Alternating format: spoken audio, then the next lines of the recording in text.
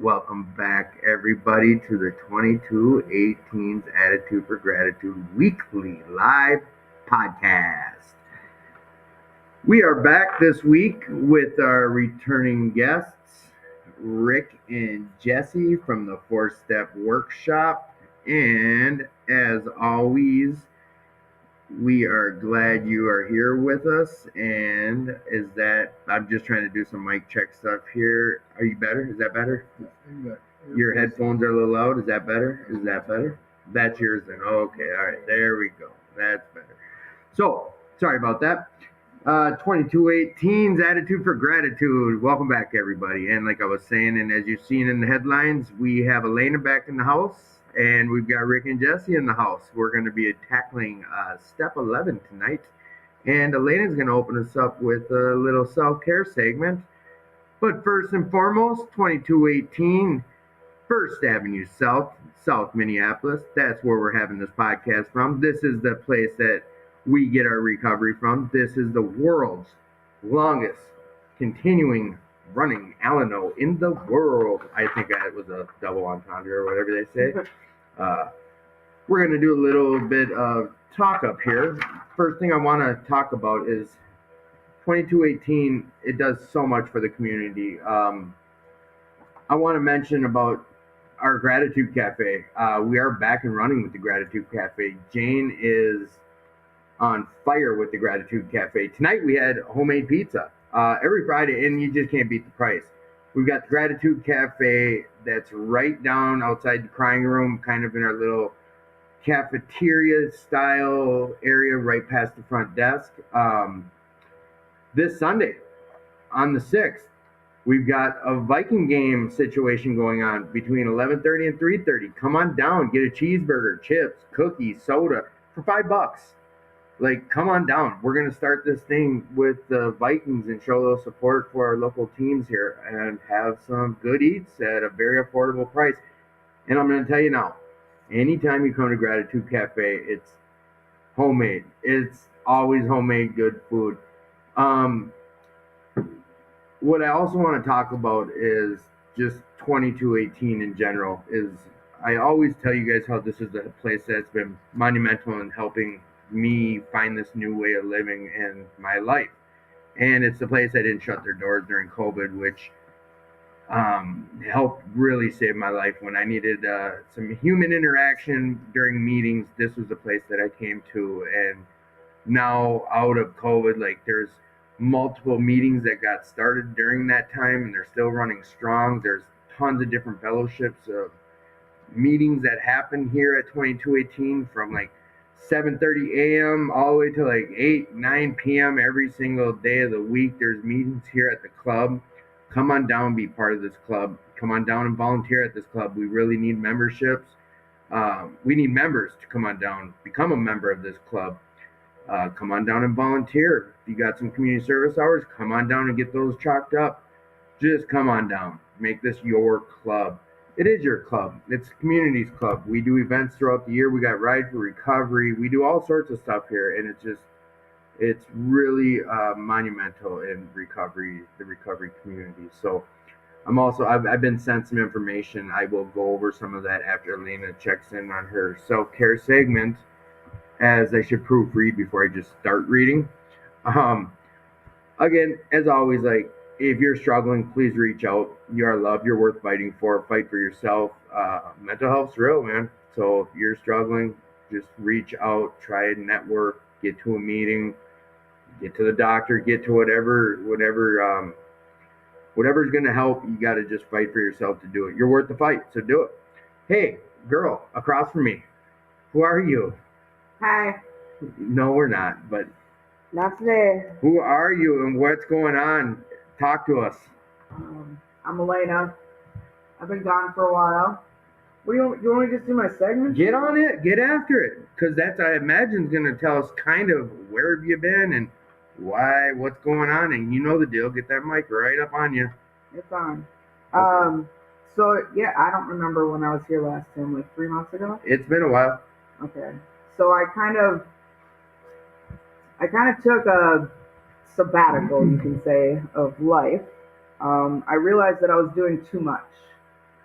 And it wasn't just the podcast. The podcast, I love the podcast. Like this is like one of my favorite things to do, but it was everything. It was the meetings I was going to. It was the service work that I was doing. It was being on the board. It was doing all these things, and I was ignoring my life around me. And I realized that I was neglecting things that I needed to do, which was take care of myself and do things with my kids.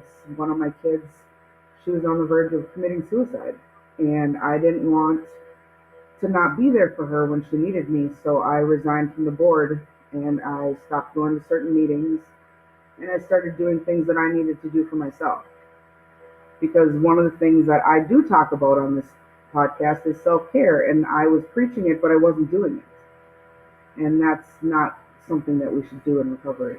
We shouldn't. We should be able to do what we advise other people to also do. So I've been hanging out with my daughter a lot and doing things that I need to do and slowly been going to more meetings and I can tell that I needed them. But I felt like I had something else that I needed to do in my recovery and that was take care of my kids and do what I needed to do for myself. Oh, yeah. So I'm still kicking it. I'm still doing my recovery. I'm still sober and clean. I didn't disappear and do anything wrong. I needed to work on myself. And my daughter. Like I love her. Family. She's my baby. Yeah. She's 18 now, but she's my baby. Yeah. I'm 40 something years old. I'm my mom's baby. Yeah. So you don't need to justify saying the age. It's Like your baby. it's just absolutely crazy. Yeah, in this time, Tim, I my youngest kid turned 18, and that's like the biggest thing to me is that I raised kids to be adults. Like throughout addiction, I was able to make it to have adults. Yeah. So yeah, no, I'm glad I'm back. I kept talking myself out of it for a few weeks, and then I wasn't pushing. I don't feel I pushed at all, did I? you didn't. Nope. You didn't, but It's I your checked in journey. all the time. Yes, you did. We stayed in touch. The one thing we remain doing is staying in touch. So that's good. I'm glad you're back. I know the audience is glad you're back. We need that other chromosome on the air every now and again. I think that's the right way of We saying can it. just put a wig on you. Yeah, but then Well, it how do was we change actually my really, voice? it was hard for me to come here tonight, Tim. I almost had to put 2218 in my GPS because I almost You forgot how to get here. here, you little shit. Yes. So, thank you. Welcome back. I'm glad you're here. You are going to get right back into the swing of things. No worries. So, another thing I wanted to bring up was the club is going to be restarting the monthly dances here. I forgot all about that. In December, we're starting it. The first Saturday of every month, we're going to be having dances here, and that's always a blast. We just did Halloween. Like this last weekend was just utter mayhem, but in the best way. Friday, I think it was Iggy Pa was here, or it was the young people in recovery. They had their Halloween bash here on Friday, and there was like hundreds of.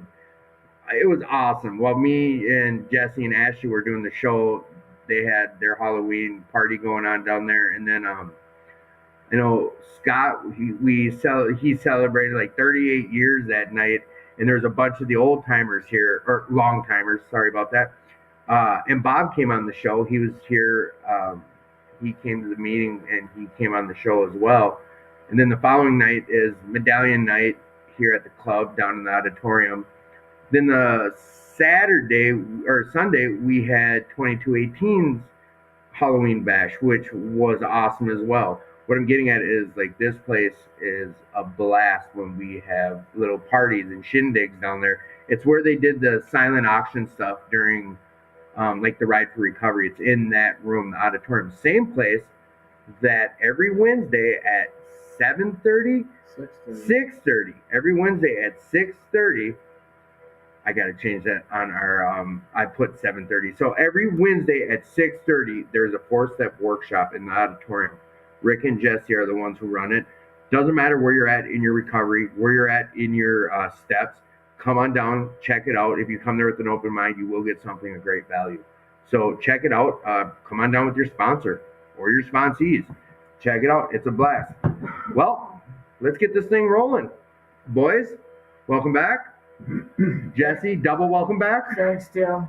Where were you at? I said we wouldn't. Me and Rick did not get into your business while you weren't here. So, do you mind giving us a brief update of where you were? You weren't here for step 10. On that day, I was somewhere around Colorado in the mountains on a new motorcycle.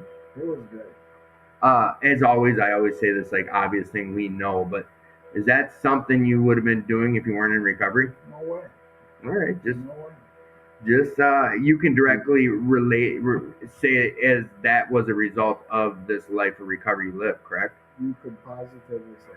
He'd have been in court. Exactly. Probably, bankruptcy court or something. Some big scheme. The federal bankruptcy court, if I'm not mistaken. If you want to get technical. You kids, I love it. So, we went over step 10. I gruelingly tried to read the big book. So I tried to fill your shoes last month, and I might be a wordsmith, but I'm a terrible reader. But we managed. So, where are we picking up? What page you boys starting on, and where are we gonna get going? 85. All right, page 85 for anyone following along, and it's in this book that they wrote some time ago. It's blue. It's blue. Some call it a big book, but let's get after it. Should we? Sounds good. All right. Wait, that was Jesse. Who are you? Rick. Rick. All right. We got Rick and Jesse and Elaine in the house. Feels real familiar. I love this. Okay, here we go. Page 85, right at the bottom, it says step 11. Suggests prayer and meditation. We shouldn't be shy on this matter of prayer. Better men than we are using it constantly. It works if we have the proper attitude and work at it. It would be easy to be vague about this matter, yet we believe we can make some definite and valuable suggestions. Here we go. When we retire at night, we constructively review our day. Were we resentful, selfish, dishonest, or afraid? No, of course not. Never. Quick question before you even go any further. Is this just now second nature for, I want to say people you can't speak for other people, but let's just start with you, Rick. With this much time under your belt, is this something that just runs through your head? Where does this play a role in your recovery today? Does it? In this form? Yeah, this form. This, where they say upon retiring or, upon awakening. Yeah, I think I'm doing that on a regular basis. Not necessarily exactly the way this is written. I don't read it out of the book. But a form of kind of. Yeah, I mean, this sounds a lot like the 10th step. Yeah. At this point, Were we resentful, selfish? I ask myself those questions all throughout the day. Yeah, I Why am I showing up? can't wait till the end of the day. You're right. That's just not gonna. So when I said second nature, I guess a better question is when something arises and I don't know, it feels uncomfortable or there's high tensions or something. Are you guys able to attack that right away in your head and say, well, where my part or these questions? Are you able to sit and ask yourself that type of stuff, or how does that go? I do that throughout the day. I have less and less capacity to have a pain in my mind or a conflict in my mind. I just don't want it. And that helps prevent it. Yeah, I have to back up quite quick. I cannot pray in the morning and pray in the evening. I have to do that many times an hour. How much? How long have you been in recovery? I've been sober 19 years. 19 years. Good start. It's a damn good start. Trying to catch up to him. I asked that it's what do we call it, Terminator timeline or whatever. We just some attitude for gratitude content, just for anyone who hasn't been along the whole journey with us. 19 years, and how long have you been sober? 35. 35. So it's not something that just you graduated and now you're good. You still have to practice these principles in all your affairs. Absolutely. Becomes second nature. That's what I like to convey through to the audience. I have to say though that for 5 years, this was morning coffee was, and technically started on page 85, but I used to just say 86, 87, 88. I read that for 5 years. Every day, every morning. day with the coffee. That's the first thing. I'd get up, Mr. Groggy, and have to make the coffee, open this, and so, I just did. That's what I did. Dude, someone brought up at my men's meeting, he didn't make an accusation, but, we say the Serenity Prayer every day at these meetings. Or we even say, the Lord's Prayer. Sometimes it turns into just words we're saying. Reading that for 5 years, was it just repetitions of words, or you taking in what you're reading? Do you see what I'm asking? I think you have a great question. Prayer can be, I think Emmett Fox said something about it can become waterlogged or dry. Mm-hmm. You're making a great point.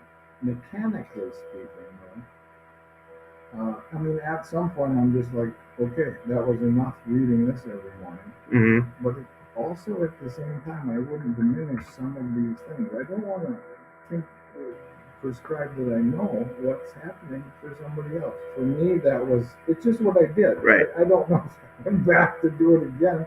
I don't know if I do that, probably not. But it seemed important, so I did it. But those mechanics that we started reading and we're going to continue to read through on the next couple of pages, those are integrated in my mind. And that's through time and time of perhaps, or desire. But that's what I did. That's 86, 87, and 88. There's some real amazing mechanics in it. And I'm sorry, where did we just read when we retire at night, page 86? Yeah. Okay. All right, someone just asked. I wanted to make sure I gave them the right. Page 86, first paragraph, first whole paragraph. So it's a review. It's a review. This is a review of our day. Were we resentful, selfish, dishonest, or afraid? Do we owe an apology? Have we kept something to ourselves which should be discussed with another person at once? Were we kind and loving toward all? Of course.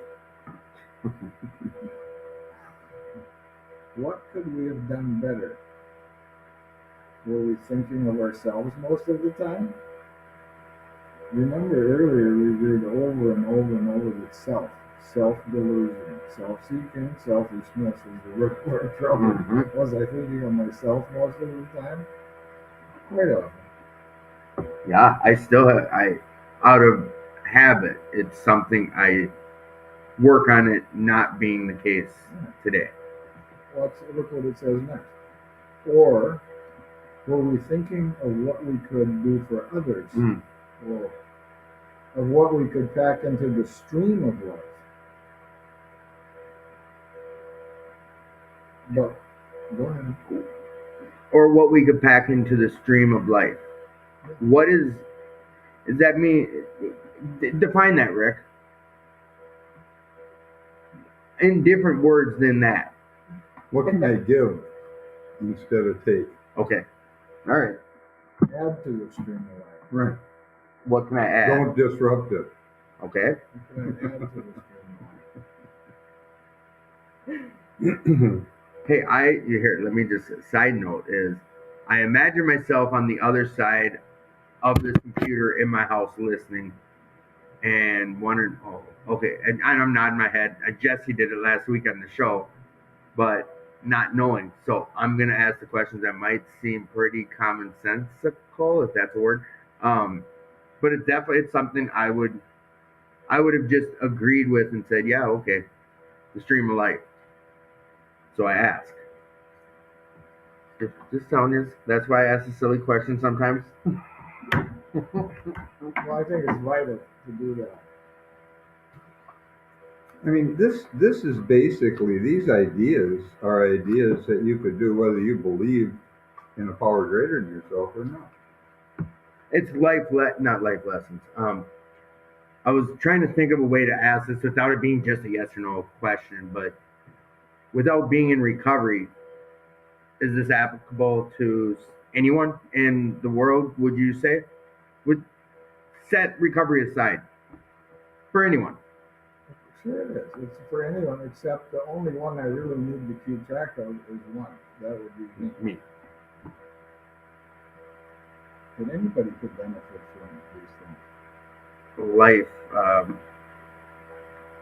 Yeah, this could improve a person's life. You don't have to have been a drunk or an alcoholic to benefit from what's in between the cover of this book. Yeah, these are ancient ideas. Hmm. But we must be careful not to drift into worry, remorse, or morbid reflection, for that would diminish our usefulness to others. Yeah. So not for my sake necessarily, but it would diminish my ability to be helpful to somebody else because I'm wrapped up in me. Again, When you're stuck on self, it's going to be a little tricky to be helping anyone but self. You know, stuck on stupid. Stuck on stupid, I know that one. after making our review, we ask God. I just had a thought cross my mind. So this would diminish our usefulness to others. So maybe I get home, I'm tired, and the neighbor needs a little help with the cart or something. Mm-hmm.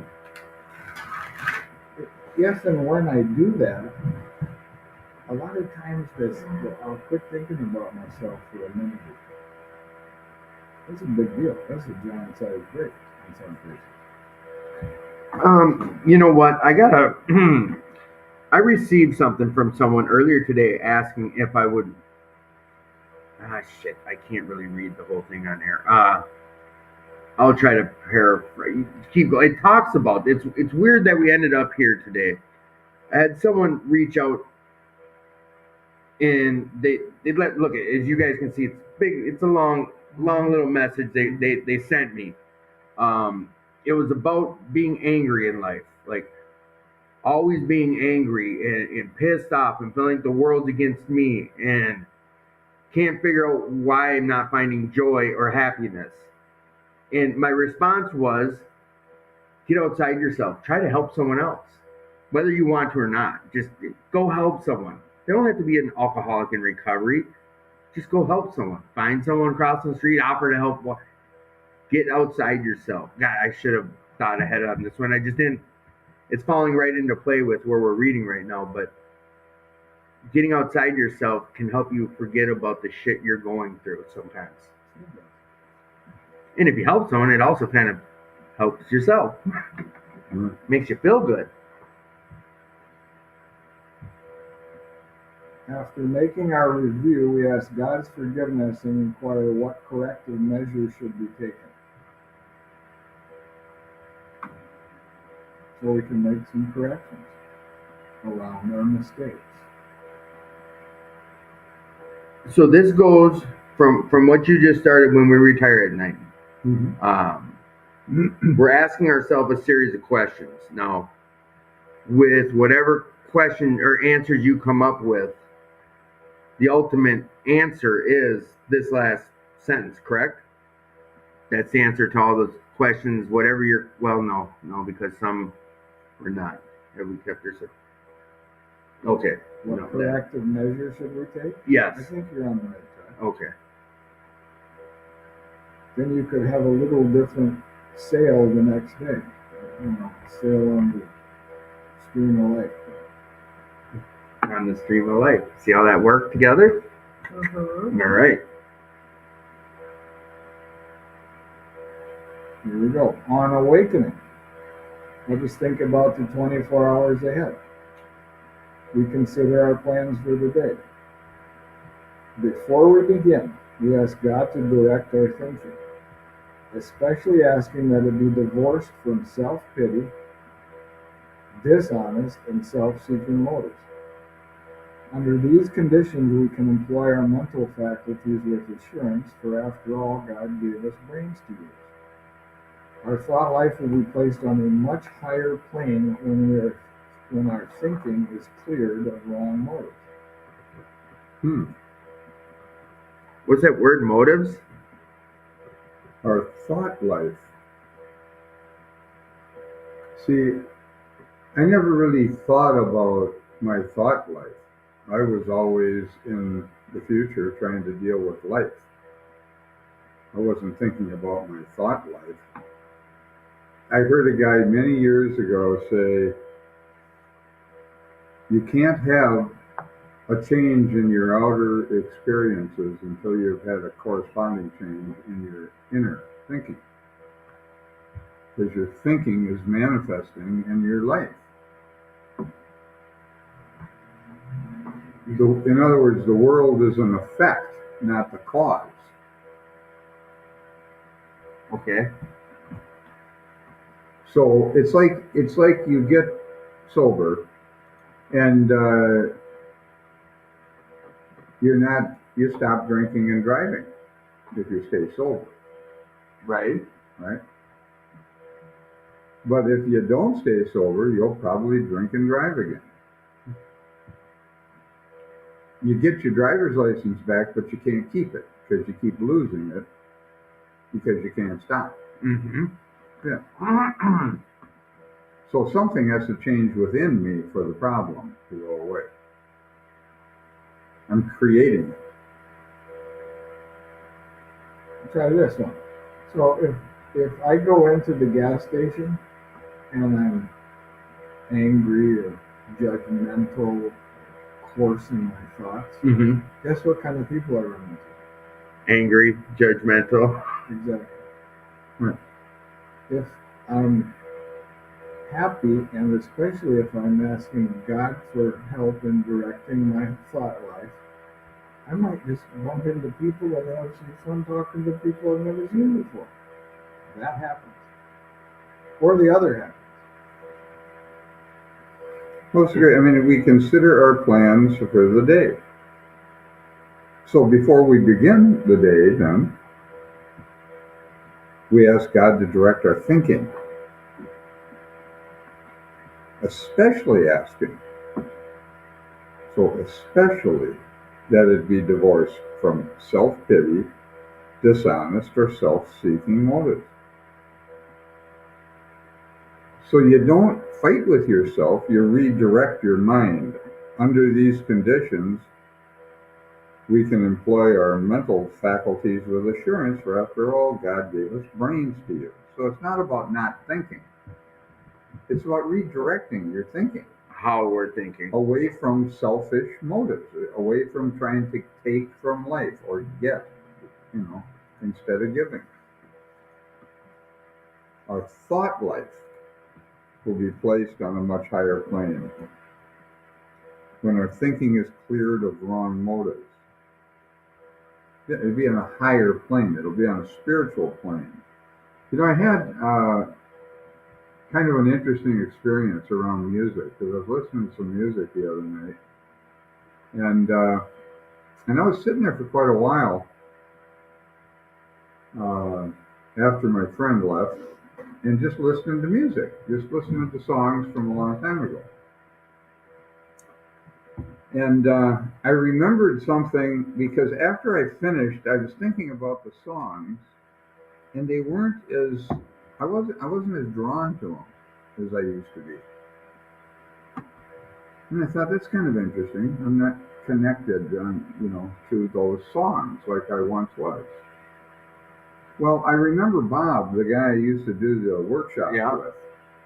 Bob was a musician with Woody Herman Band, and he was trained in classical music and in uh, jazz. He played a lot of jazz, and the music that he played had no lyrics. Usually, not always. Just mostly instrumental. Yeah, Okay. it's mostly instrumental stuff, orchestra stuff, or just classical music. Well, him and I were talking many times, and I was bringing other songs to him and talking about lyrics to him, but he really didn't have a background much in the lyric side of it. Mm-hmm. And I thought, okay.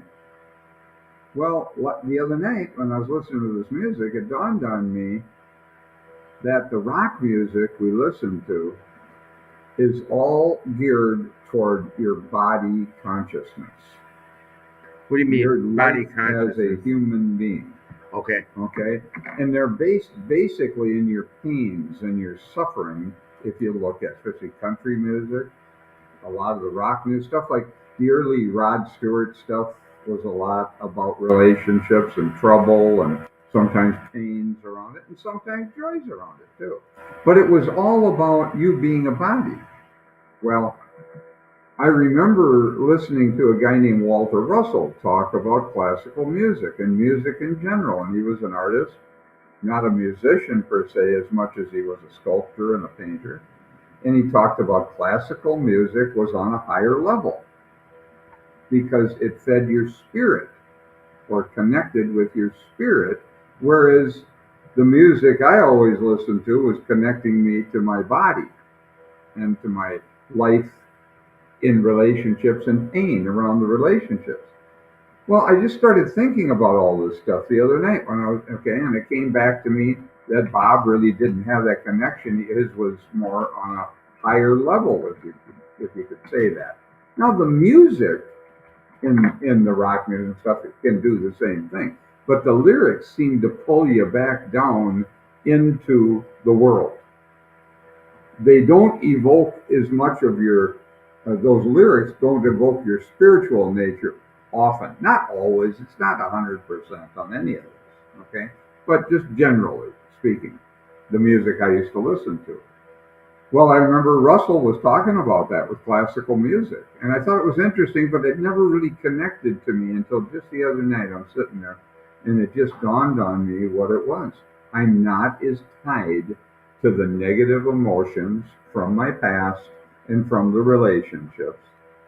My thoughts about the relationships are the good things. The negative stuff has dropped because I let the resentments and things go.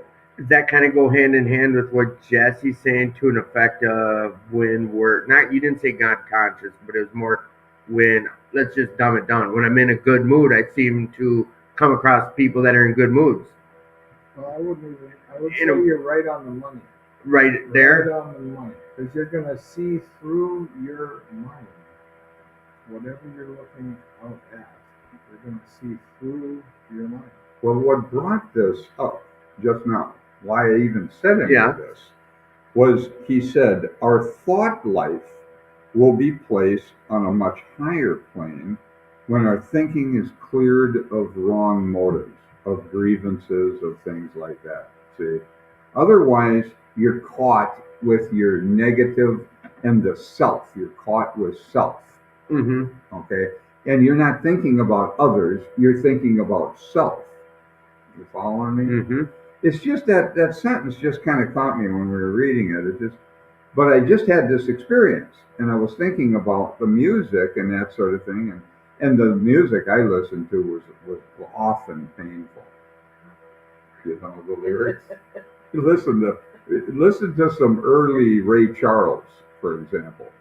All about relationships. Patsy Cline, remember that song "Crazy"? I like Patsy Cline. But well, see, I do too. But yes. but where does it There we draw go. you? What does it draw you to? The pain of your relationship. See, and I who's that? Charles Barkley or Narkley? He re-sang it, and no, I'm not sure if I'm hearing it correctly here. And Jesse usually follows my line of thinking the best because I think he can catch what I'm trying to get here. Now, two things. One is you brought up about, not being so selfish or just with self motives. But we also have, because there was a confusion for me in earlier recovery that we touched on this earlier, is we only can look out for me or worry about me when it comes to, I think, the questions in that first paragraph. It's about me. Now, But you're talking about what we read when we retire at night? yes, Well, it's talking about the mistakes. Yes. Did you make mistakes and things in your relationships? and to improve that, and for my life, for my recovery, where I'm at, I'm doing this. Do I say selfishly for me? But I'm doing this for me. I can't do this for Elena or Rick or Jesse. I can only do this for me. Now, when we're interacting, or no, I don't know where I'm going. I'm trying I think you're on it. So if I'm going to make corrections in the character of my thought life, Mm-hmm. isn't that what the steps are about, or character? Yeah.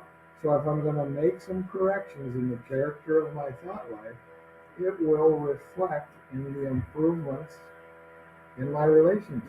Right. Well, one of the questions was about selfish. Okay? We were thinking of ourselves most of the time, that sort of thing.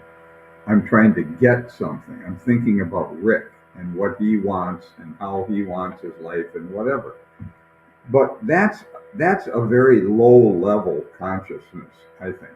Okay. When I'm thinking about what I can do for someone else, that lifts me up to another level.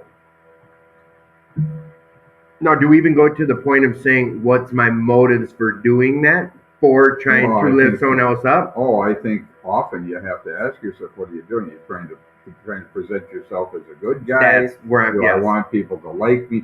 I used to do 12-step work in places where I wouldn't see the people again, like the prison or something like that, where I was just putting on a meeting because I had trouble with those ideas.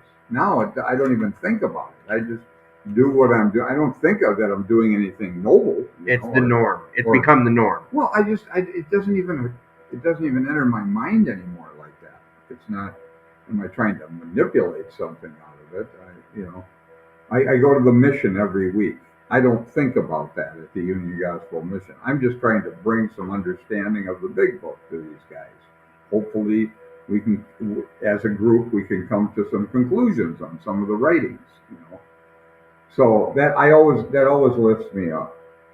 But I was just thinking, you said you like Patsy Cline. Remember that song "Crazy"? You know who wrote that, don't you? No. Willie Nelson. Mm-hmm. Oh, he's good too. Oh yeah. Willie Nelson's wife. I read some stuff about Willie's life. His wife, when he's a massive drinker, alcoholic. He quit drinking because he couldn't control the booze. That's why he was smoking dope all the time. Well, Willie's wife was pissed at him, rolled him up in a carpet when he was drunk, and beat him with a baseball bat. Beat the living shit out of him. Yeah. So he knew something about that song, "Crazy." He's a prolific songwriter. He's a great writer. He's got tons of music out there that he did not sing. Tons of music. That's right. But you listen to some of the songs, Ray Charles's early stuff. I mean, all of these songs are about trouble and relation, the pain of the blues. But it drops you into your body. And it was just interesting that I'm not going there with those songs like I once did. Well, I used to give my old man so much crap because growing up, a lot of the music he'd listened to, I'd make fun of because there's no words. It was instrumental type. I don't know if it was Indigada, the beat or type 15-minute songs with the Ventures were a big 2 minute at one point. That was a lot of instrumental. It was all instrumental, Well, it took not until I'm older that I can even come close to appreciating some of it, and it is sitting back, relaxing, hearing some instrumentals, anything, even some opera that I don't understand what they're saying, brings some good feelings there. Just whatever the tempo is or upbeat stuff. A lot of it, I believe, does have to do with where I'm at in life during that time. Well, I mean, the music generally will bring you back to another time. Now, some of these songs are 40 years old. I was listening to, some of the early Rod Stewart stuff, from an album called Atlantic Crossing, and it was a great album. That one in particular, I'd heard it many times, and it would always draw me back. But it always what to do when it draws you back. It takes you out of the now. Now you're in the past. And that's unhealthy. Well, that doesn't have to be, but generally, it's dragging me back to the conflicts because of the lyrics of those songs and the trouble that I had in my Right. relationships, and doesn't have to, but it certainly doesn't keep me right here and now. Well, I'm more here and now. Those songs didn't do the same thing to me. It was just kind of an interesting observation. I get it. I listen to these books on tape like crazy, and as of this last maybe 6 to 8 months, since the beginning of summer, I've been listening while I ride. I listen to books or podcasts, whatever.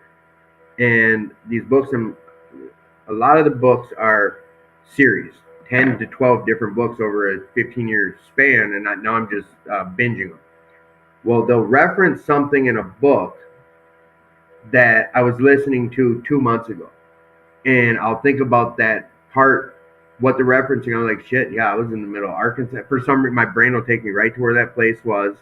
No different with music. I hear a song and I think of there's a memory behind that song. You smell something. Where's it take Yes, you? back to that. Or there's certain smells like microwave popcorn, prison, Cheetos, prison, honey buns, prison. There's certain things I can't eat no more. I just won't. There's certain things that remind me of our senses are wild. Well, you gotta forgive that. See, someone else explained it. Someone else explained it to me the exact same. Tim, you gotta let that go. Yeah.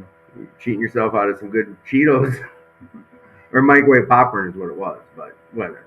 Well, it just that brought something up. I just thought I'd mention that because it was just kind of an interesting experience. But he's talking about our thought life will be placed on a much higher plane when our thinking is cleared of wrong motives. Yeah. You'll be up in a different, if you're trying to give instead of take. I mean, clearly you're going to have a different relationship with people. If I go into the mission, for example, CRC over there, and I go in there to try and get something from those guys, I'm going to have a different experience with them than if I'm trying to take something from them. I will have a different experience. Say that again. Get something from them, if I'm trying to take from them. I'm trying to manipulate them in some way to satisfy myself, or I want to be a big shot, or any of that. Giving versus taking. Right. Okay. Yeah. You have a different experience in life. So now we're going to think about our day. Well, in thinking about our day, we may face indecision. No shit. Remember I said something earlier about every hour I do this? Yeah. Okay. Yeah. Well, that's why. We may not be able to determine which course to take. Right. Yeah, and both my choices are crappy. Because it's here. Really, the choice is literally either God or ego. Okay? There's nothing in between. A choice within the framework of the ego is not really a choice. Or should I buy the Ford or the Chevrolet? That's not a choice because it's in the framework of the world. Okay? The other choice is either God or ego. That's what you got. See? So we may not be able to determine which course to take. Yeah, because they're both horseshit. But it's the truth. It's and through your own experiences, you can say that. Yeah, right. That clears up a lot. Here we ask God for inspiration, an intuitive thought, or a decision. We relax and take it easy. We don't struggle. We're often surprised how the right answers come after we've tried this for a while. What used to be the hunch or the occasional inspiration gradually becomes a working part of the mind. Being still inexperienced and having just made conscious contact with God, it's not probable that we're going to be inspired at all times. I've got to say, even if I think so. We might pay for this presumption in all sorts of absurd actions and ideas. Nevertheless, We find that our thinking will, as time passes, be more and more on the plane of inspiration we come to rely upon. You know, reading the history of AA has helped me a lot to understand why Bill just wrote what he did. I think I've got some idea, and I don't say it's absolute, but I've got some idea because these were all written from their experiences of what they were experiencing at the time. Now, Bill had a problem with Frank Buchman from the Oxford groups. Frank was the head of the Oxford groups. Frank talked like he was inspired all the time. He really felt like God was just directing him, and Bill thought it wasn't accurate, that he was acting ridiculous sometimes. But it's kind of interesting the way he writes this. He says, being still inexperienced. Now, Bill, I think, is talking about himself, and having just made conscious contact with God, it is not probable that we are going to be inspired at all times. And we might pay for this presumption in all sorts of absurd actions and ideas. Now, I'd like to read you something, see if I could take a minute with this. Yeah. Because this comes out of tradition 2 in the 12 and 12. Now, if you haven't read the tradition, you know, the 12 and 12 is Bill's book. This is not written by the fellowship or corrected Bill's writing. This is his personal writings. It's his essays Okay. on the steps and the tradition. He was trying to get the traditions out because he knew that they were not going to live forever, and they wanted the fellowship to be able to function. But it's kind of an interesting writing. Tradition 2 is, for a group purpose, there is but one ultimate authority: a loving God as he may express himself in our group conscience. Our leaders are but trusted servants. They do not govern. So here's Bill. A loving God as he may express himself in our group conscience. See, Bill felt that he couldn't hear God directly, like Frank thought he could. Whether Frank could or not, I have no idea. But that's where Bill was at. Now, Bill, there's a story here about Bill, and he says, let me see if I can find it here. He says, now I'm going to read a little bit, but it's a great story, and it really is. He says, one day I was doing a 12-step job at a hospital in New York. The proprietor, Charlie, summoned me to his office. Bill, he said, I think it's a shame that you are financially so hard up. All around you, these drunks are getting well and making money, but you're giving this work full time and you're broke. It isn't fair. Charlie fished in his desk and came up with an old financial statement. Handing it to me, he continued, this shows the kind of money the hospital used to make back in the 1920s. Thousands of dollars a month. It should be doing just as well now, and it would if only you'd help me. Now, you see, these guys had a nice relationship with Charlie because Charlie was letting them do 12-step work in this hospital, and he was giving them that space to do it, you know? So why don't you move your work in here? I'll give you an office, a decent drawing account, and a very healthy slice of the profits. 3 years ago, when my head Dr. Silkworth began to tell me of the idea of helping drunks by spirituality, I thought it was crackpot stuff. But I've changed my mind. Someday this bunch of ex-drunks of yours will fill Madison Square Garden. You know, they did. We have, yeah. They did fill it. This is very prophetic. And I don't see why you should starve meanwhile. This sounds reasonable, doesn't it? All Yeah, you get paid for your time. Yeah, he says, what I propose is perfectly ethical. You can become a lay therapist and more successful than anybody in the business. Now, this is a great story. He says, I was bowled over. There was a few twinges of conscience. Isn't that something? He knew there was some BS on this, but he didn't want to see it. See, he says, there were a few twinges of confidence until I saw how really ethical Charlie's proposal was. There was nothing wrong whatever with becoming a lay therapist. I thought of Lois coming home exhausted from the department store each day, only to cook supper for a house full of drunks who weren't paying board. I thought of a large sum of money still owing my Wall Street creditors. I thought of a few of my alcoholic friends who were making as much money as ever. Why shouldn't I do as well as they? Although I asked Charlie for a little time to consider it, my own mind was about made up. Racing back to Brooklyn. Now listen to this. He's going to get a flash of inspiration, he thinks. He says, racing back to Brooklyn on the subway, I had a seeming flash of divine guidance. It was only a single sentence, but most convincing. In fact, it came right out of the Bible. A voice kept saying to me, the laborer is worthy of his hire. Arriving home, I found Lois cooking as usual, while three drunks looked hungrily on from the kitchen door. I drew her aside and told the glorious news. She looked interested, but not as excited as I thought she should be. You see, she's the only one working, man. Right, yeah. She's She's working coming from and the department store to home yeah, and you'd think busting this ass would be there. great news Yeah. for her, but even she saw something was a little amiss here. It was meeting night. Isn't that interesting? Just happened to be meeting night. Although none of the alcoholics we boarded seemed to get sober, some others had. With their wives, they crowded into our downstairs parlor. At once, I burst into the story of my opportunity.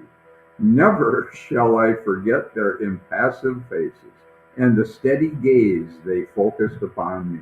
With waning enthusiasm, my tale trailed off to the end.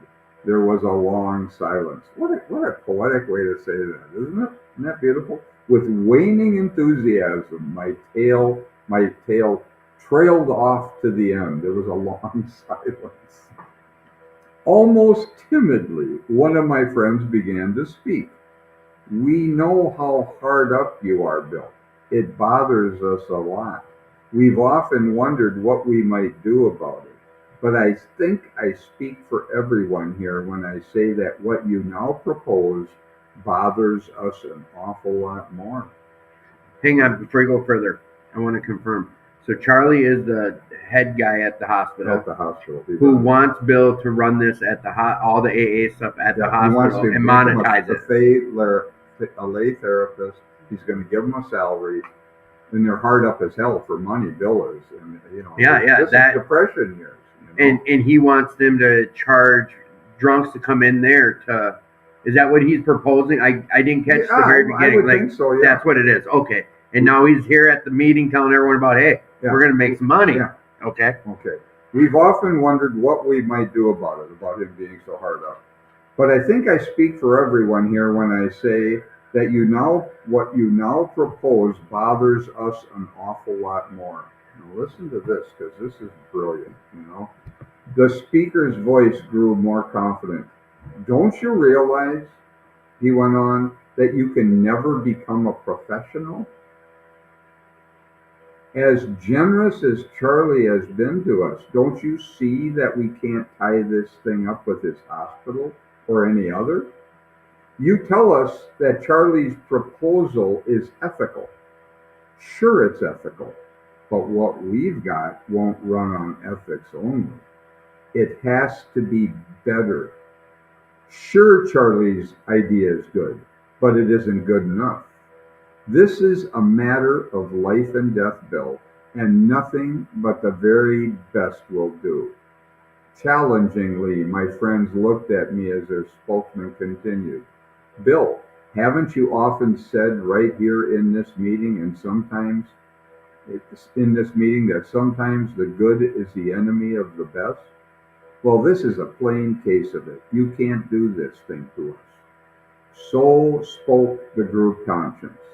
The group was right and I was wrong. The voice on the subway was not the voice of God.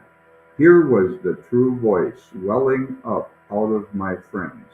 I listened, and thank God I obeyed. Whoa. Yeah, that's powerful. Oh, you think about this, and then he writes here in the big book, he says, having just made conscious contact with God, it is not probable that we are going to be inspired at all times. We might pay for this presumption in all sorts of absurd actions and ideas.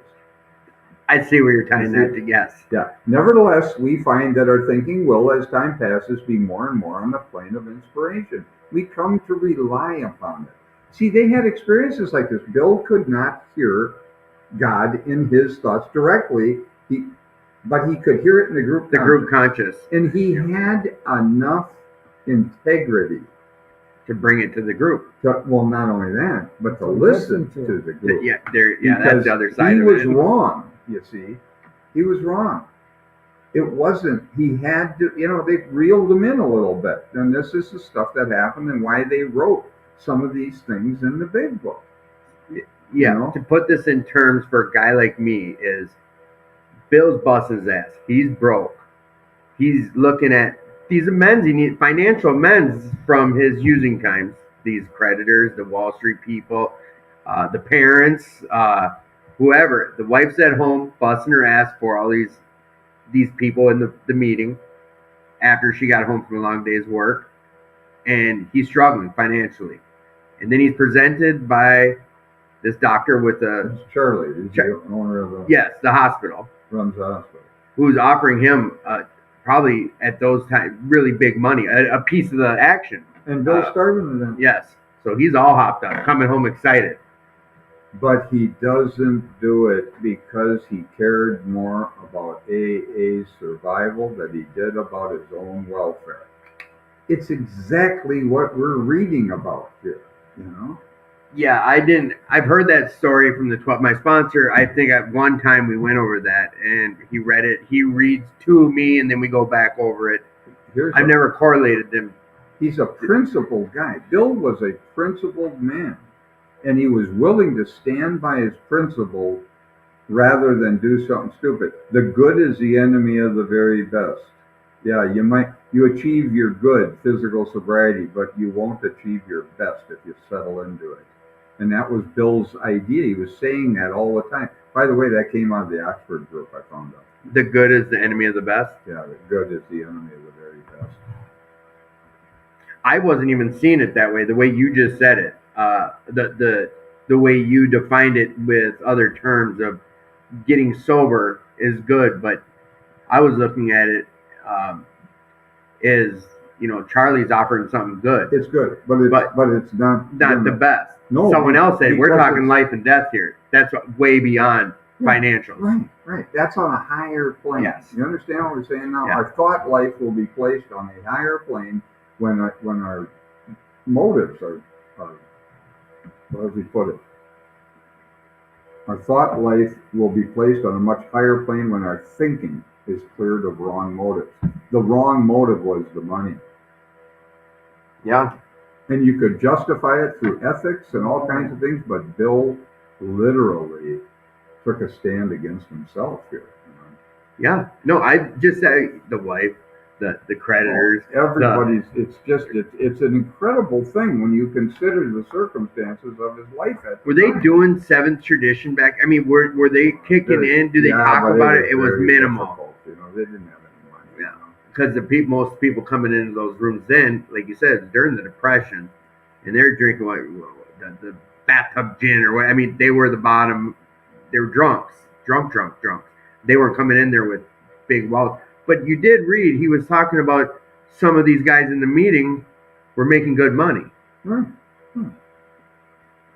you see, he would have turned this thing over Well, wasn't there multiple times where this could have happened with AA? Well, Rockefeller gave him this idea. He borrowed them $5,000 so they could bail out Dr. Bob's house and other things. They were in trouble. They had to print the book, and there was a lot of things. They needed money for it. But Rockefeller says he doesn't going to give them a lot of money because he said money will wreck this whole thing up. Yeah. So I referenced. But it's just when I read this stuff, you can see, you get a sense of where it came from when you understand the history and when you've read other parts of this stuff. Okay. And it may not be interesting to our listeners here tonight. I don't know if It's it is or interesting to isn't. me. But it's fascinating when you can read these sentences. You go, whoa, you can just see where it came from. Bill could not hear God directly. He had to go with the group conscience because he just couldn't do it. So we usually conclude. We usually conclude the period of meditation with a prayer that we be shown all through the day what our next step is to do, that we be given whatever we need to take care of such problems. We ask especially for freedom from self-work. Yeah, that it was. And are careful to make no request for ourselves only. We may ask for ourselves, however, if others will be helped. Well, you can BS yourself to no end on that sentence. Oh, I'm helping. You're really just trying to manipulate something for yourself. Right. We are careful never to pray for our own selfish ends. Many of us have wasted a lot of time doing that, and it doesn't work. You can easily see why.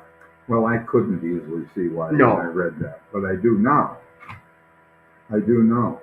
We're back to taking instead of giving. That's right. That's right. And you'll be on a lower plane, I'll guarantee you that. I took until I had nothing left. Now I'm going to give and give and give until I have everything. Okay.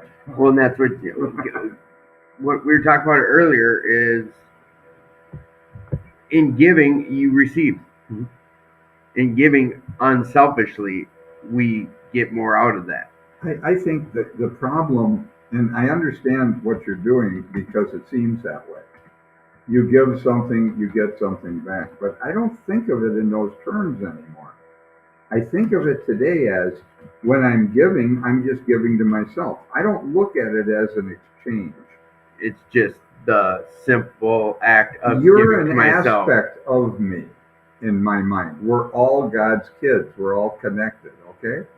If I'm giving to you, I am giving to myself. If I'm taking from you, I am taking from myself.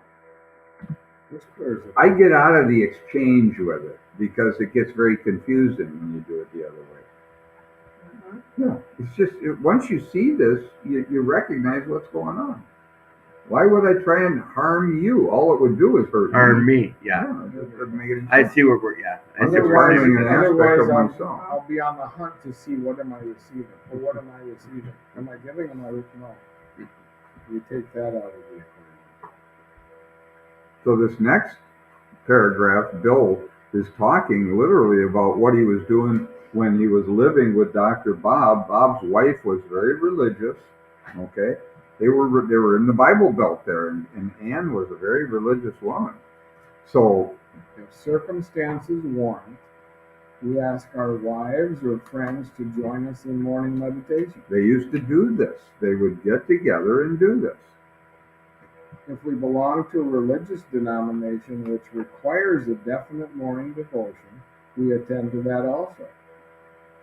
If not members of religious bodies, we sometimes select and memorize a few set prayers which emphasize the principles we've been discussing. That's exactly why they kept the Lord's Prayer. You know that? There was an argument about getting rid of the Lord's Prayer early on. I didn't know that, no. Yeah. And they realized, and why they kept it was because it emphasized the principles we are discussing in AA. It just goes right along. It's not a religious prayer.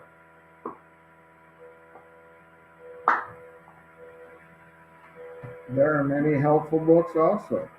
Suggestions about these may be obtained from one's priest, minister, or rabbi. Be quick to see where religious people are right. Make use of what they offer. See, I was quick to see where religious people were wrong. And I was doing that all my life before I got sober. And where does this guy end up? At the Union Gospel Mission, the Christ Recovery Center. Yeah. I'm brought right there with my sponsor. I mean, I'm led right to it. And I saw the good. I saw what was good about what they were doing. If you could miss it over at CRC over there, you're deaf, dumb, and blind. I mean, this thing isn't about money. My God, this is the Christian thing working, you know. And it helped me. It altered me because I went in there with all my arrogance and came out with a different view, I was wrong. Make use of what they offer. It's That's right. Find the similarities, not the differences.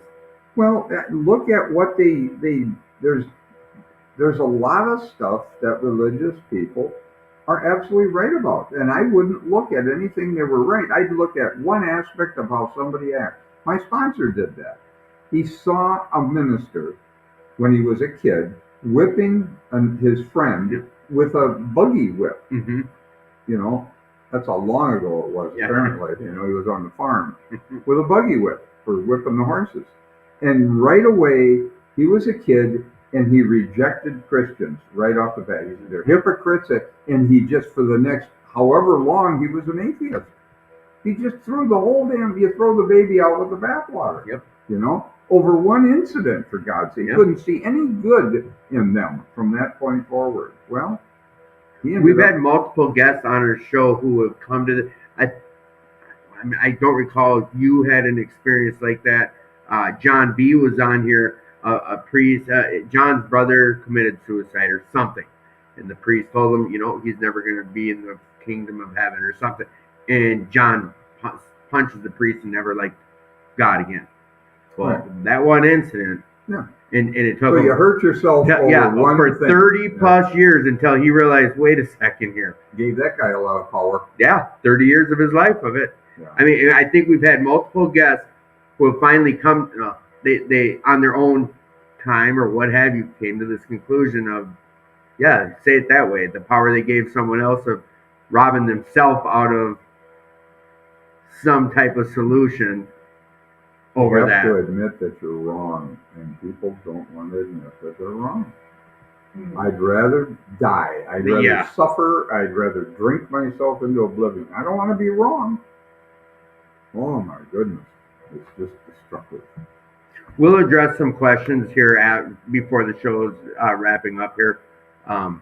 Elena would love to answer some questions here after we get wrapped to this step 11. Absolutely. I got a question too, but I'm going to wait until we're all done here because it doesn't have to do with we like to stir all the crap up and then we'll make Elena answer the question. Yes. Okay. Welcome back. No, but and you know what? Side note was, did you share with us a situation which turned you into a militant atheist, or was that just how you were raised? Well, I mean, I thought as a kid, I watched a little girl who couldn't go to movies and things when we were little kids. We'd go to the movies, matinee movies on Saturdays. She couldn't go, and I found out it was because she was religious. Okay, yeah. You shared some story too. Okay. You know, and I literally rejected and thought if you have anything to, I was 8 years old, or so. I had an 8-year-old perspective for the next 30 years, 30 some years old, and I'm still an 8-year-old in this issue, Right. Still influencing me because I thought, well, you can't have any fun if you have anything to do with God. Mm-hmm. It's absurd. Yeah. But that's what I did too. It happens. Throw the baby out with the bathwater. Throw the baby out with the bathwater. Get rid of it. Don't ever listen to anything good. So that sentence really helped me a lot when it says that we're going to look at what's quick to see where religious people are right. Where they're right. Yeah. Make use of what they offer. That's right. Well, as we go through the day, we pause when agitated or doubtful and ask for the right thought or action.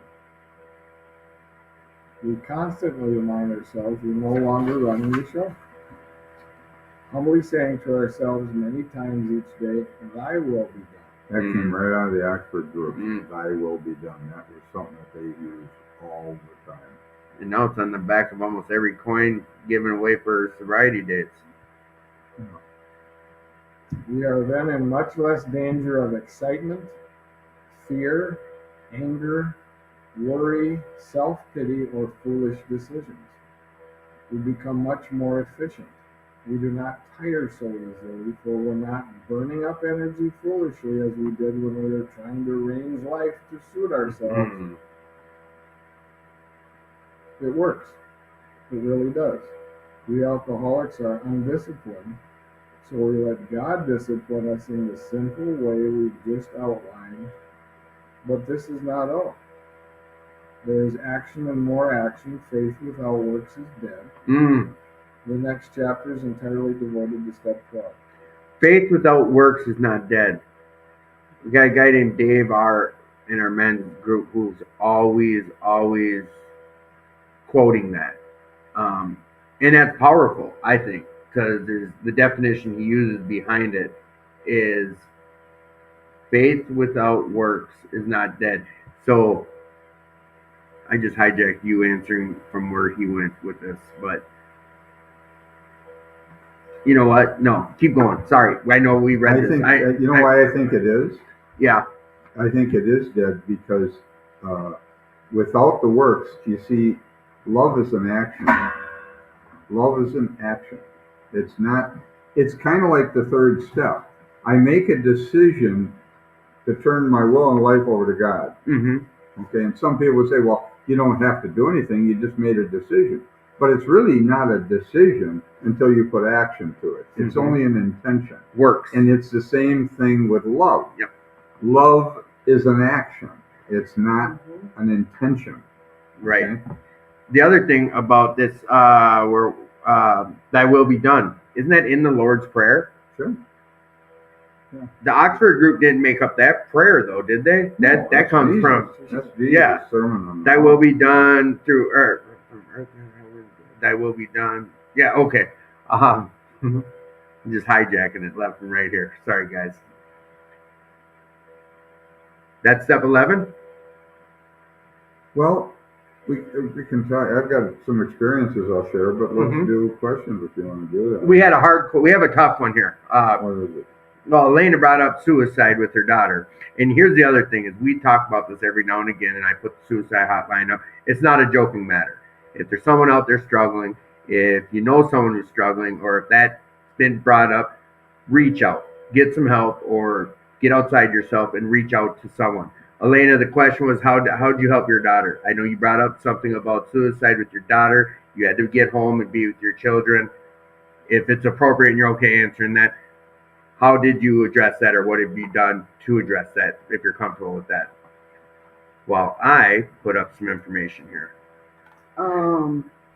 So this isn't the first time. So this time it was a little different because in the past she wouldn't tell me anything. She didn't want to talk to me. She didn't want to talk to a therapist. She didn't want anything, and she would cut herself. She's got scars all over her body. And this time, because I finally, after 4.5 years, talked her into seeing a therapist, she actually told me, I came home one day and she told me that she was having bad thoughts. And I sat down and I had a conversation with her. And what she told me was that she felt like she'd be better off dead and she had a plan. So I, right then and there, knew I needed to do something. She stopped taking her meds. She stopped doing what she was supposed to do. And so now I make sure that she takes her meds. I make sure that she does what she needs to do on a daily basis, which is reach out to people. She was isolating in the house ever since COVID. She dropped out of school. She did all those things to just keep her away from people. So she was causing herself more pain. So now she's reaching out to more people. I know people know of these sites. I had her download Bumble. Bumble with friends. Not the dating app, but the friends. Oh, you didn't hook your daughter up with dates? And no. And so now she's talking to people her age in the area where she's not getting that interaction from dropping out of high school 2 years before she graduates. So she's actually talking to people and she's doing the things she needs to do. She's got some other coping mechanisms. I mean, she vapes. There might be some other things, but I mean, there's things that are helping keep her out of her head the way that she was. I have a question for you, Elena. And did you guys dial that? Because the suicide hotline number is 988. Is that child friendly? Do you know? I don't know. Okay. I do know I told her about it. Okay. So I know, and I put this on here, and we were on step 11 tonight. I know this took a sideways turn, but this is important. Anytime this comes up, we're going to address it head on. This is actually a perfect topic for step 11 because I prayed the entire flipping time to my higher power to help me find a way to help her. Like there was absolutely not a day there wasn't. I was always praying, and I was talking to my sponsor, and I was talking to my boyfriend, and I was doing what I needed to do to try to help her. And I know that I can't change her mind, but I can still let her know that I'm there for her. Right. I can still do what I need to do to make sure that she knows that she's not alone. And it sucks because we just lost Monty. Right. And then all of this stuff happened, and I was like, oh no, this is not going to happen. No, and it's not a joke. It's no joking matter. What were you going to say, Rick? Lots of kids. I've been at a lot of conferences over the time I've been sober, and the Al-Anon participation. If you've ever listened to some Alateens, Alateen is really helpful for these kids who feel that way. And it's a way of connecting with other kids, and it's a spiritual program. So it's there's things like that too. We did a search here. It was about 25 shows ago. We had a young guy on, and unfortunately, there's not as much Alateen out there that there once was, but there still is. I think there's Edina. We did a search, and this was 4 months ago now, so there definitely could be more. So if anyone knows of any, this is another platform we use where you can post some information about that or meetings about that. But we do know that there are some Alateen meetings out there. Just any information, go ahead and post it. You're fine to post it right here on this comment section. But yeah, Elena, thank you for sharing about that. As I said, and I'll continue saying, is like, you're worth fighting for. Anyone listening, don't give up. Just reach out. I put the hotline number up there. Make some connections in this program. Make some connections, period. Get whatever the case. If you're not comfortable walking into a recovery meeting, go to church. Or go volunteer down at the local community center. Come here and volunteer. You don't have to sit and go to meetings. You can get involved and do some volunteering. I think you've heard us talk a lot tonight about it's kind of changed my mind on it. Is doing something good for someone else in return does something good for me. Instead, it's just what I'm doing because it's doing good for me. Did I say that right? The way you're wording it, Rick, is I'm not doing something good for Elena because in return it'll do something good for me. I'm just doing something good for Elena because it's good for me. Is that about right? Am I wording that right? Okay, good. Hots and Dotson. All right, step 11 stuff. You were going to tell us some of your experiences. No. Oh, yeah, they were. I think we touched on the majority of the answers for the other questions, just in that. Well, I mean, let's say you're an atheist. I was. When I got sober, I didn't believe. I'm not going to pray. Yeah, you're not shy about sharing about that. You say, I'm quoting Rick here, militant atheist. That's right. Yep. I was aggressive with it. I was mean. I really was. I constantly trying to prove that it's not true. I don't know why I had a need to do that. But I suppose because around the society, everybody was believing, but I couldn't. And I come into AA with that stuff, and so I'm not going to pray. There's no question about that. But meditation looked like something. I'm not working the other steps much. I did do the inventory eventually. Only because I was in a lot of pain. But then I got through the inventory, resolved a lot of conflict. But I really had what Chuck C. used to call a grand central head. A lot of chaos in my head. Even though I resolved the resentments to a large degree, I just could not. I did 7 years of crystal meth, and that kind of spins you out too, So you don't get your brains out of hock right away. It takes some time. I put the energy into AA. I did a lot of energy in a lot of meetings early on with inventories and all kinds of stuff. So I'm about probably 4 months sober, and I'm really searching for somebody to help me. I don't have a sponsor because every time I'd see a guy that I thought I'd ask, I'd sit down in the meeting with him, and after a couple of weeks of listening to him, I thought, oh God, this guy's nuts too. So I really was struggling with that, and but I had put it out there that I wanted to learn meditation, and I would try and meditate.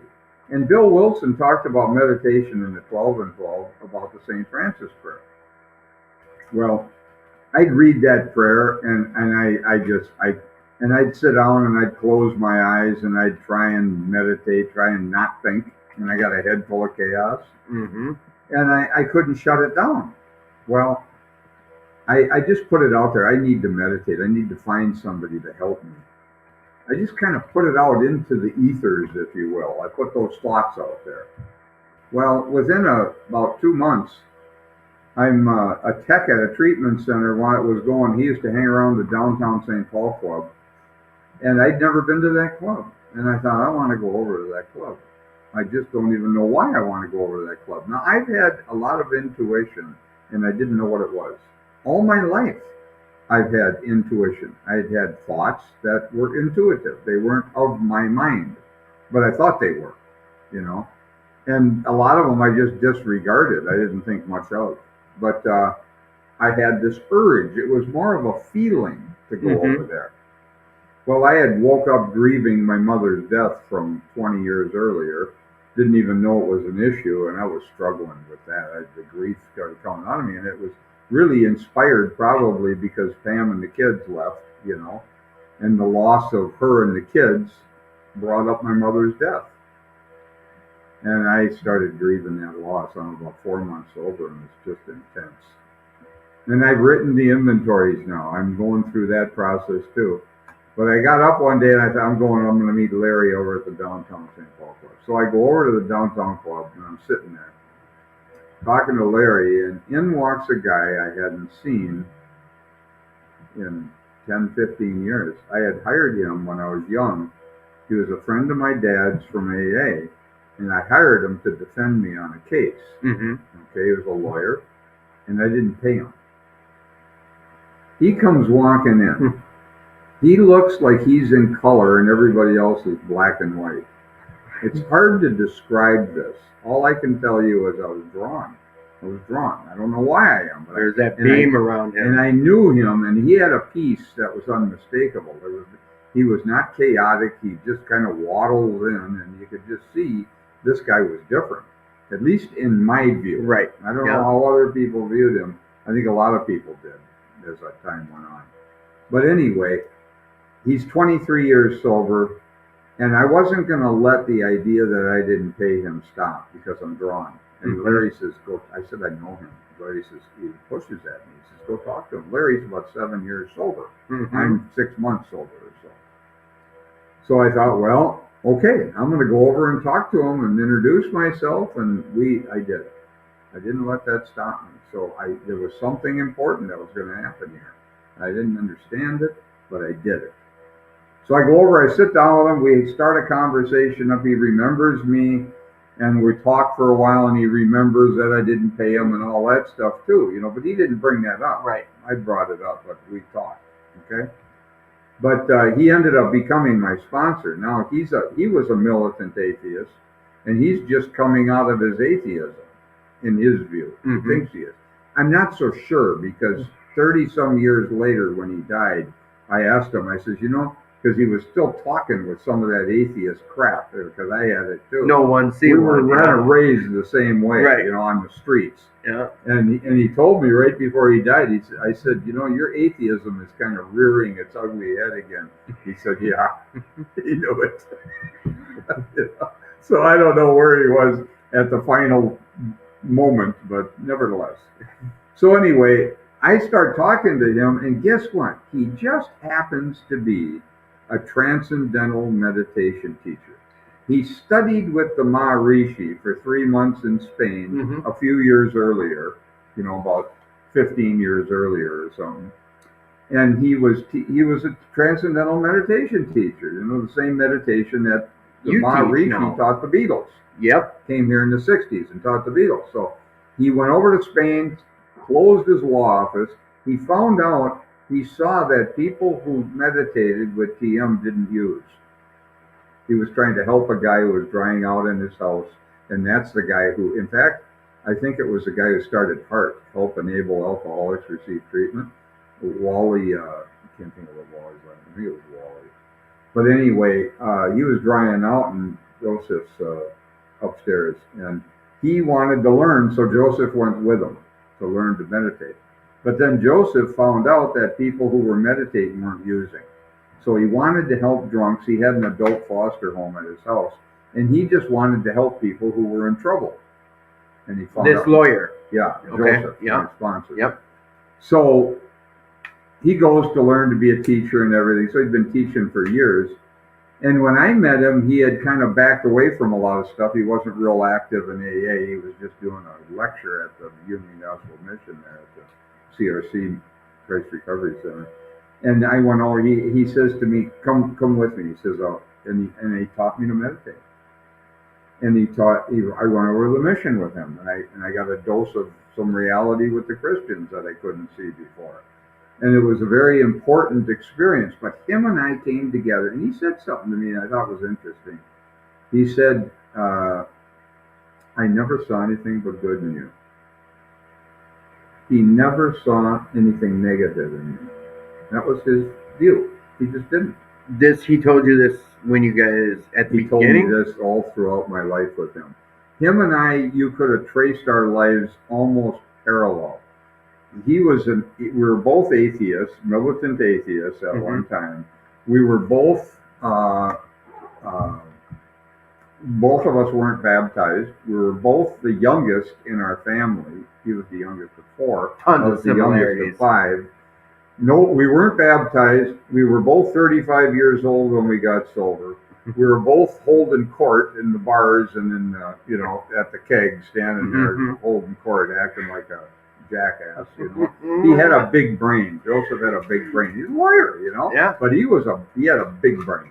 He used to tell me he had a colossal ego. He was proud of his colossal ego. It's kind of funny, him and I, you could trace it was just like 25 years later. But I believe that's and we were just like each other in a lot of ways, but I didn't see it at first. But as we got to know each other, this came out. So anyway, he taught me to meditate. I'm telling you, with TM, I could not sit still. I would close my eyes to meditate, not with this, but before I met him, and I would remember everything I forgot to do, because I had all this chaos in my head.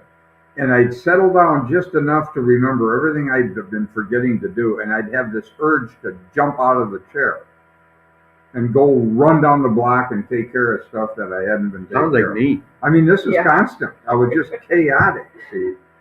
Well, I start to meditate. The first time, it takes 4 sessions to learn this.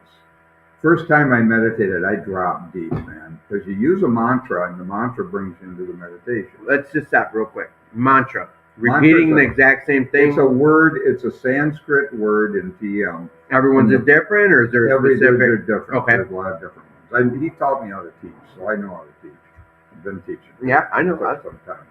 But anyway, I dropped. And I mean, I had to come back for 3 more sessions, but I was so chaotic in my thinking, and I dropped so deep the first time. I got in my car when I left his house because I had to come back for 3 more sessions, hour apiece. I get out into 94. I'm driving down Highway 94, and the cars are going whoosh by me. And I look down, and I'm going 35 miles an hour. I'm still zonked in the meditation. I'm telling you, this when I teach this to be like that, watch how you drive when you leave here, man. What were you, just cloud 9, or were you drop deep and you're in a relaxed state? The brain waves. You can look TM up online. The brain patterns. They've done more testing with TM than any other kind of meditation because the Maharishis taught it in schools and all kinds of things. And the IQ of the kids goes up significantly when they calm down. See? Well, okay, so I'm meditating now. And I'm meditating twice a day on a regular basis. And I'm just going to give you an analogy of what it looks like. The best way I can describe this, because this opened up the whole spiritual world for me also. And I'll give you the description of how it looks. It's like riding a bicycle down the sidewalk. Okay, you're on a narrow path. You have to focus in front, because if somebody steps out, you're going to hit them. Yep. Driving a car down the freeway, it's the same thing. You have to anticipate problems, okay? Well, I was doing this all my life, trying to look out into the future, anticipate problems, and then try and solve the problem before the problem got to me. You ever catch yourself doing that? Yes. Yeah. Well, you don't have any now moments when you're doing that. You're in the past or you're in the future. Well, that's the way I was living. I'm constantly looking into the future, trying to anticipate stuff. Well, I'm telling you, when I started to meditate, my mind slowed down. And all of a sudden, it's like stepping off the bicycle. Instead of riding down the narrow path, I'm walking. Okay? And I'm looking over from side to side. When you're walking down a sidewalk, you see things you don't see if you're riding a bicycle. Mm-hmm. Like you see flowers and squirrels and birds and bees and butterflies and things that make life enjoyable. Mm-hmm. Now, it's not that they weren't there. They just weren't there for me because I was racing through life and I was missing a great deal of life. Well, what's happening when you're doing that? Okay, when you step off the bike, your consciousness is getting bigger. You're seeing things you couldn't see before. You see what I'm saying? You start to open up to a larger experience, and I literally started to see things that I couldn't see. And that's how spirituality opened up. I started to see things I couldn't see. They weren't there for me. I started to see how I was being directed through life, and I didn't even know it. I thought I was making these choices, but when you get older and look back on your life, you can see there's been a hand in it. There's been something moving you around. You don't know it at the time, but I can see it today because I've been alive a long time now. Well, I've had a lot of intuition. I've had intuition to go places and do things. And when I've listened to it, I had other agendas. I wanted to go shopping, and I was led to come to the club here. And I had a fight with me inside. We face indecision, he said. One time I'm driving from over on 36th and Colfax. I'm going onto the freeway. I want to go out to Edina. I'm part of an alumni. I got a lot of conflict at this alumni because I ended up being the president because I was vice president and the president got drunk. And I ended up with the job. And then the talk was we got to save the alumni from me, you see. People didn't like some of the stuff we were doing, apparently. Well, anyway, I got a conflict with some woman. I want to go out to Edina to go shopping at this place. I go to get to the freeway. I turn onto the entrance ramp, and I'm fighting with myself back and forth. And I actually turned onto the entrance ramp and then made a big swing and I'm going the wrong way on the one way for just a very short time. And I go down to the club. I walk into the club. Now, the intuition, there's something's driving me to come here. I don't even know what it is, but I'm listening to it. So I show up at the club. Go down into the dining area. There's the girl that I'm in conflict with sitting there in trouble at the table. She's sitting there alone, and I thought, whoa, what's this about?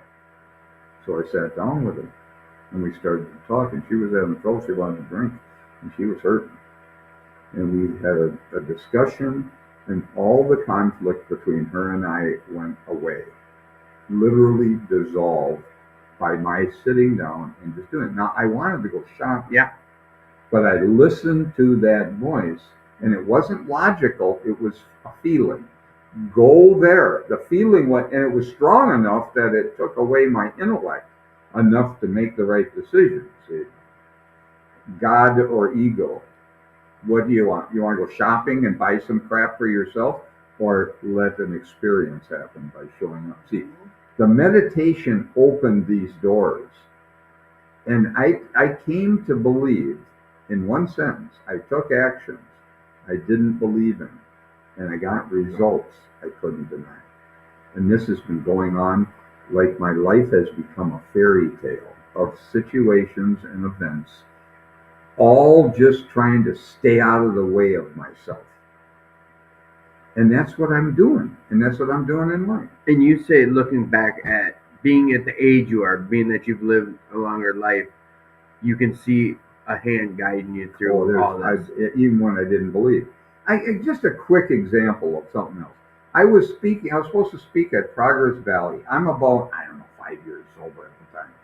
And I go to speak, and they used to give out medallions. And they had an hour meeting, and I go there to speak, and they give medallions. These guys won't shut up. I mean, they got 3 months, and they go on talking a month, and they're talking for 15 minutes, Yeah. And it comes up to 5 minutes to to 8. Its meeting started at 7. It was above American Lighting on 54th and Nicola. See, the meeting was above a hall there. And I got 5 minutes. The guy says, well, you want to come back? You didn't get a chance to speak. Nah, I thought, okay, I'll come back. I didn't get frustrated. I didn't get upset about it. For some reason, I thought, well, okay, we'll just come back. See, so I come back the next month. The same damn thing happens. They go right up to 5 minutes, and I get up and I went up there. I said, I was here a month ago, and this same thing happened.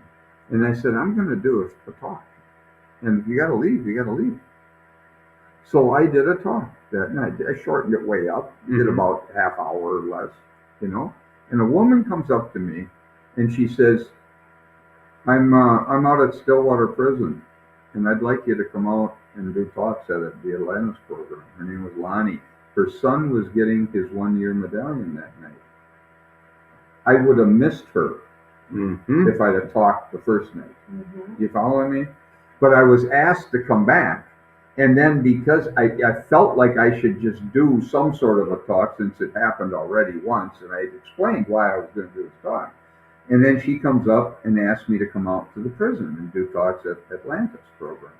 So I started doing that. She brought me out because of a talk I did there. She thought I would be good at the prison. See? Now I'd been doing that now for, I don't know, it's been 30 years of that. We've been off since COVID. I don't know what's going on there. I haven't been called back yet, and I don't know what's happening with it. But I'll go back probably. But you see, you don't know what's going on. You can get frustrated in your life with some event, but you have no idea that you're not being moved into a better thing. Get out of the way of yourself. The image that came to me was it's like a flashlight shining at the back of my head, and I'm looking at a table. I had this image come to me, and I can't see what I'm doing on the table because my head's in the way. The light is going, you following me? I'm shadowing the work. That's the image that came to me. Get out of the way and let things happen. Quit interfering, and all of a sudden my life turned into like a fairy tale. And I'm not kidding you guys. I could tell you dozens of things that have happened to me that are so outrageous, yet I know it's true because I experienced it. That's having conscious contact with your higher power. I always had a contact of some kind that just wasn't conscious. But I became conscious through the meditation. It opened me up to a larger consciousness, a larger experience of life. It was very narrow, riding the bike down that sidewalk.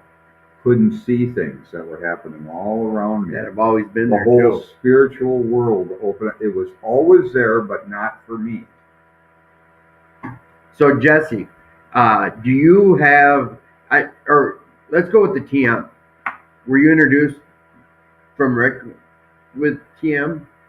Well, how I found TM was I was going to Squad 77 and he dropped a hint. Like he's done on the show. Because now I'm very intrigued. I've been bugging him about it. Anybody. It's just the best way to just stay connected because we just lay these things at people's feet. And then, because you got to go. See, you got to go. It takes 4 1-hour sessions. And part of that's during the work day. I got to go make money, right?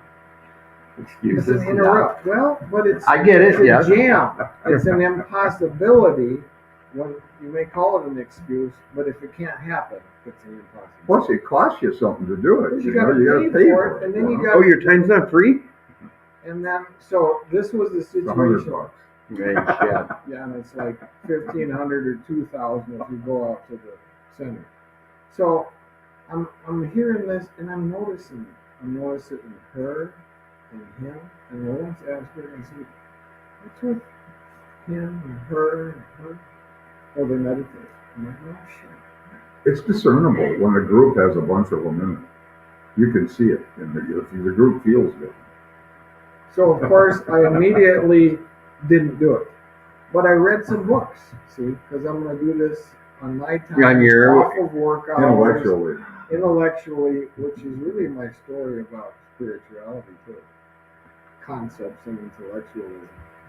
And so I read some books. I tried to meditate and I tried to follow some practices out of books. And I can't say that I didn't have any experience. I had a couple of experiences. I'm like, what was that? But I couldn't do it consistently. I couldn't hit the basket consistently. Neither can he.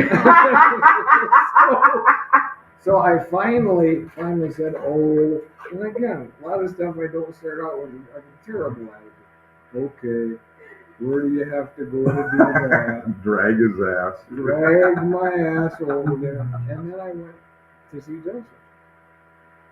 And The lawyer? yeah, Okay. same guy teaching. And He taught a lot of people. I get home and I'm like, this is really different. And I meditate again and I get home. And then I go back the next day and the next day and the next day. Wow.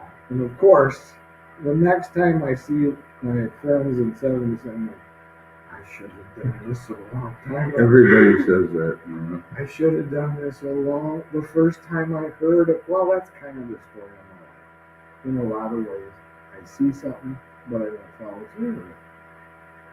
So then I remember calling once and said, hey, can I do this more than twice a day? Can I do this? And it's like, it's twice a day. That's nice.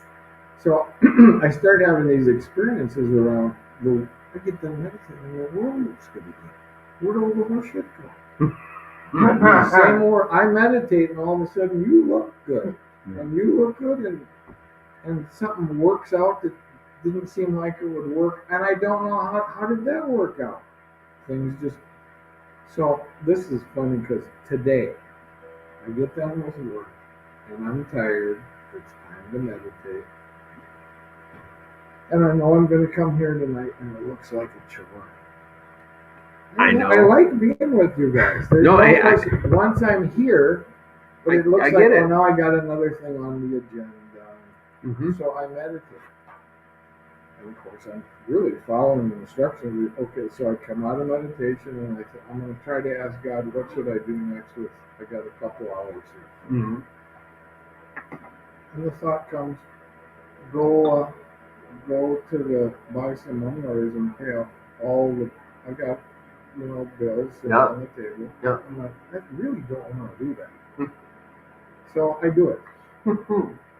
Now, you can believe this or not, but you want a vivid illustration. Remember how cloudy it was today? Yeah. And dark? Yeah. And I had a nice experience at work. This couple has invited me to work on their house maybe 10, 12 times over the years, and they're moving and they got one last stuff. It was a great experience. I get out of meditation, and then I get the thoughts to go, it's just right by my house, go buy enough money to pay off all these things. Mm-hmm. That's a chunk of change. I walk out of the house. I'll show you the video. I walk out of the house, but this isn't just illustrative. It's the like, beautiful, wow. Yeah. If you saw the sunset tonight, some of the prettiest oranges and and pink and purple and blue. Mm-hmm. It's what happens every time I meditate in some form. You can't see that when you're racing down the sidewalk. No. So and then I'm thinking about, hey, we're doing step 11. You can't believe this. You can't make this stuff up. So I'm driving a couple of blocks over to the one other place, and the traffic looks good. And I just cut across all 4 lanes sideways. It's not a problem. I think I just read. I pull in the parking spot right in front of the doors open. There's only 2 parking spots in front of the money order. One of the best ones open. Walk in. There's a couple people in there, and the one girl waves in the window, and I walk over. She's just delightful. She's just delightful. Boom, boom, boom, boom, boom, boom, boom, boom, boom, boom. She lines them all up. They all match perfect. I cannot believe it. You'd think you'd get tired of it after a while, but there's this big change that happens twice a day. If I'll do it, but I did discover one thing. If I sit at home after I meditate, I won't have those those connections with God's other kids, if you want to put it that way. I mean, they're there, but if I'll go out or go to a podcast or go pay the, and the form of it varies a lot from things I want to do to I don't want to do, but that's what happened today. But that's happened a lot. And that's just today. You get another 8 hours of energy from the meditation. You don't have to sell me on it. Well, I'm just telling you, you do. There's also the Sunday morning thing we need to talk about because we'll talk after the show about it. But I want to share something with you. If I got to take a couple minutes here. Thank you, Jesse. In the 12 and 12, there's a prayer that Bill talks about. It's on page 99. Okay. In the 12 and 12. In the 12 Steps and 12 Traditions book. It's on 99, step 11. And I learned this prayer because there's a couple of minutes at the end of the meditation because you stop the mantra and you want to come up slowly, see? Because if you come up too fast, open your eyes and move around, you might get a headache. You're in too deep. You got to come up slowly. So you take a couple minutes. Well, I learned this prayer by heart. Now I'm going to read it to you. I don't need to read it. It's in my head. Okay? But I started using this every day. It's the St. Francis prayer. And you referenced this earlier, and I was going to ask you to say it. But there's different versions of this, but I think this is the best version. It says, Lord, make me a channel of thy peace, that where there is hatred, I may bring love. That where there is wrong, I may bring the spirit of forgiveness. That where there is discord, I may bring harmony. That where there is error, I may bring truth. That where there is doubt, I may bring faith. That where there is despair, I may bring hope. That where there are shadows, I may bring light. That where there is sadness, I may bring joy. Lord, grant that I may seek rather to comfort than to be comforted, to understand than to be understood, to love than to be loved. For it is by self-forgetting that one finds. It is by forgiving that one is forgiven. It is by dying that one awakens to eternal life. Amen. This prayer is asking to give, not take. Everything is about bringing something where there's problems. Okay? And it's incredible.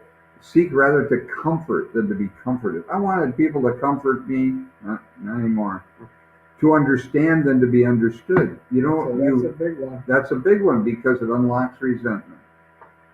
To love than to be loved. People are trying to get love, and the more you try and take love, the less you feel of it.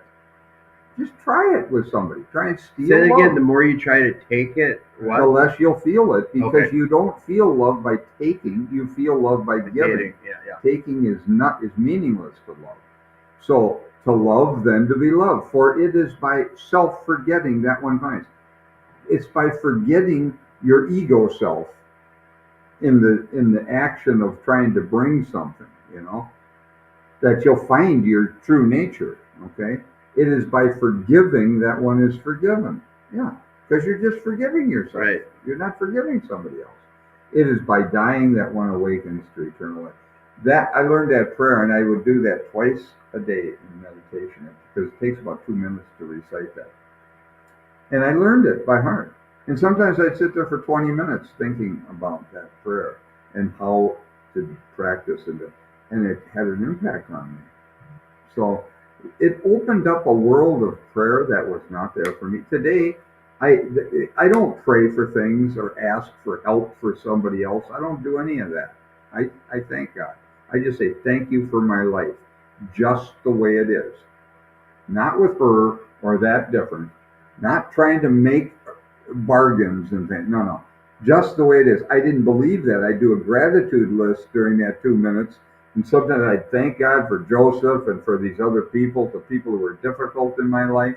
But I would always, after doing a gratitude list, I would say, and thank you for my life just the way it is. And I didn't believe that when I started doing that. But as time went on and affirming that day after day after day, twice a day, and coming out of the meditations, I got to tell you, you start to believe it. And pretty soon, you're not demanding anything of anybody. You're not trying to make somebody make you happy. You're not trying to steal love because you can't. The more you try and take love, the more you empty yourself out, which makes you more empty and more desperate to get love. And then you try and take it again, and you Sounds empty like a yourself vicious out circle. some more. Mhm. And all you do is empty yourself out, and you wonder why you don't feel it. You did it to yourself. You can't take love. You can only give love. You feel love by giving it.